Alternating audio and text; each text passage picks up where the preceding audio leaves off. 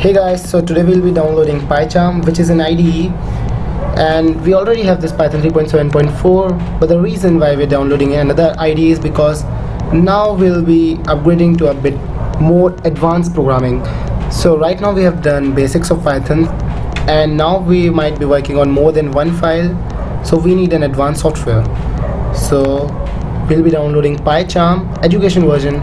So just search download Pycharm edu, go to this link Pycharm edu, which will redirect you to this link jetbrains.com/pycharm/edu, and just click on download for free, which will redirect you to this page.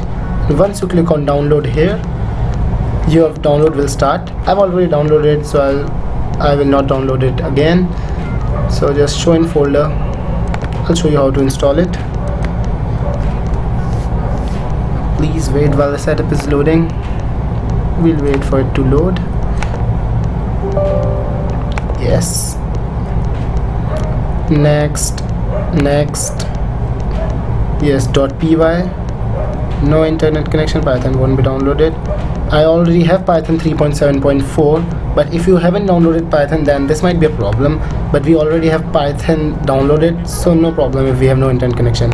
I'll launch us directly to the path. Next, install, and the installation has started. So here it is, Pycharm is installed on a PC. Your computer must be restarted. I want to manually reboot later. Finish, and now let's search for Pycharm. Here it is, JetBrains Pycharm edu. We'll open it and we'll just do our first time setup of Pycharm. It might take some time to load depending on your PC's processing power. Config or installation folder, or do not import settings. So we are installing it for the first time on a PC, so we don't need to import any settings. Confirm everything. Red. Continue. Don't send. You can send use its statistics. Never mind. Yeah, this software is really heavy as compared to the previous one we were using, like this one. We'll close this for now, and now create a new project.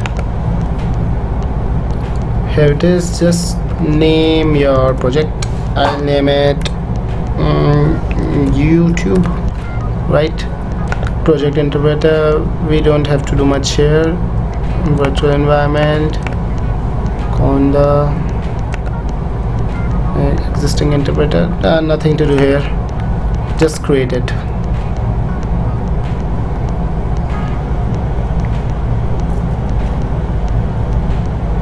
And here it is, I guess so, yeah. So now it is, here's a project named YouTube. So the question arises, what we have to do now? Where are all our files? So just open this, library root include this. We have all these files present, but just right click on the main folder and write create new Python file, name YouTube, and here's a new Python file. And let's see if it's working. We'll print something like it's working and press enter. Oh, my bad. And nothing happens. So what we have to do now, we just don't have to press enter, and we have to run file in Python console. So we have to allow access. Yeah, allow access. And here it is, it's printing, it's working. So now onwards we'll be doing all the programming on this Pycharm software. And that's it for this video, and in the next tutorial we'll be working on a bit more advanced level. I think we'll be working on if else, most probably. So stay tuned for more. Thank you for watching. Don't forget to subscribe.